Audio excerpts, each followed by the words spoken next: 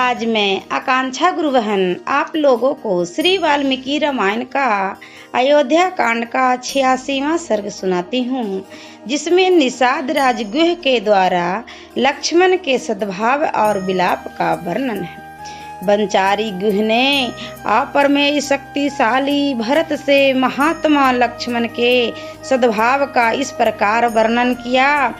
लक्ष्मण अपने भाई की रक्षा के लिए श्रेष्ठ धनुष और बाण धारण किए अधिक काल तक जागते रहे। उस समय उन सद्गुणशाली लक्ष्मण ने से मैंने इस प्रकार कहा, तात रघुकुल नंदन, मैंने तुम्हारे लिए यह सुखदायिनी शैया तैयार की है। तुम इस पर सुखपूर्वक सो और भली भांति विश्राम करो। यह सेवक यानी मैं तथा इसके साथ के सब लोग वनवासी होने के कारण दुख सहन करने के योग्य हैं, परंतु तुम सुख में ही पले होने के कारण उसी के योग्य हो। धर्मात्मन, हम लोग श्री रामचंद्र जी की रक्षा के लिए रात भर जागते रहेंगे। मैं तुम्हारे सामने सत्य कहता हूँ कि इस भूमंडल में मुझे श्री राम से बढ़कर प्रिय दूसरा कोई नहीं है, अतः तुम इनकी रक्षा के लिए उत्सुक ना हो। श्री रघुनाथ जी के प्रसाद से ही मैं इस लोक में महान यश, प्रचुर धर्म लाभ तथा विशुद्ध अर्थ एवं भोग वस्तु पाने की आशा करता हूँ। अतः मैं अपने समस्त बंधु बांधवों के साथ हाथों में धनुष लेकर सीता के साथ सोए प्रिय सखा श्री राम की रक्षा करूँगा। इस वन में सदा विचरते रहने के कारण मुझसे यहाँ की कोई बात छिपी नहीं है। हम लोग यहाँ युद्ध में शत्रु की चतुरंगनी सेना का भी अच्छी तरह सामना कर सकते हैं।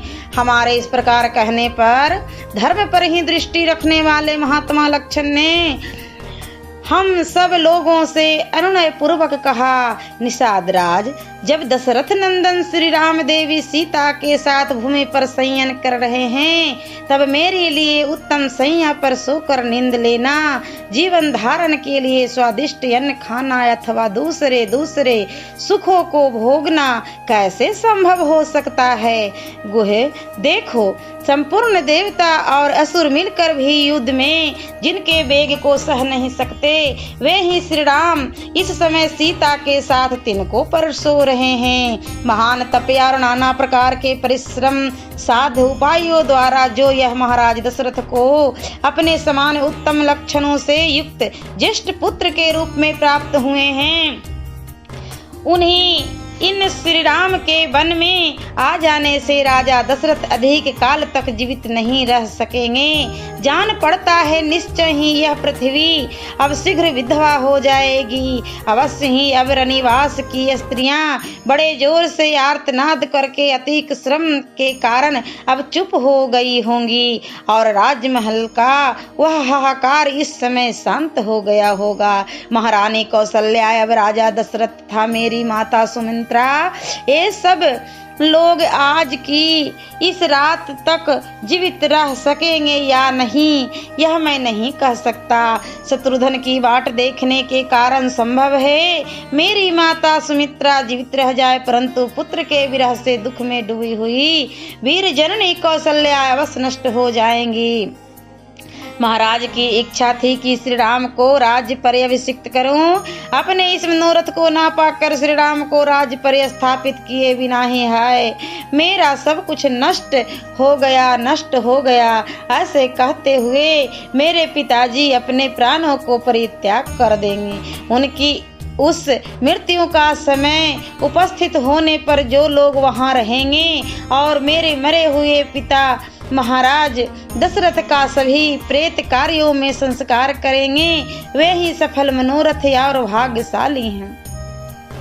यदि पिताजी जीवित रहे तो रमणीय चबूतरों और चौराहों के सुंदर स्थानों से युक्त पृथक पृथक बने हुए विशाल राजमार्गों से अलंकृत धनिकों की अट्टालिकाओं और देव मंदिरों एवं राजभवनों से संपन्न सब प्रकार के रत्नों से विभूषित हाथियों घोड़ों और रथों के आवागमन से भरी हुई विविध वाद्यों की ध्वनियों से निंदादित समस्त कल्याणकारी वस्तुओं से भरपूर हष्टपुष्ट मनुष्यों से व्याप्त पुष्प वाटिकाओं और उद्यानों से परिपूर्ण तथा सामाजिक उत्सवों से शोभित हुई मेरे पिताजी की राजधानी अयोध्यापुरी में जो लोग विचरेंगे वास्तव में वे ही सुखी हैं।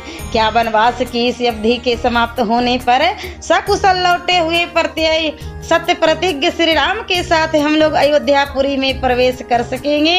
इस प्रकार विलाप करते हुए महान मनस्वी राजकुमार लक्ष्मण की वह सारी रात जागते ही बीती। प्रातः काल निर्मल सूर्योदय होने पर मैंने भागीरथी के तट पर उन दोनों को केशों को जटा का रूप दिलवाया और उन्हें सुखपूर्वक पार उतारा। सिर पर जटा धारण करके वल्कल एवं चीर वस्त्र पहने हुए महाबली शत्रु संतापी श्री राम और लक्ष्मण 2 गज युद्धपतियों के समान शोभा पाते थे। वे सुंदर तरकस और धनुष धारण किए इधर उधर देखते हुए सीता के साथ चले गए। सियावरी रामचंद्र की जय। और मैं अगले वीडियो में अयोध्या कांड का 87वां सर्ग सुनाऊंगी।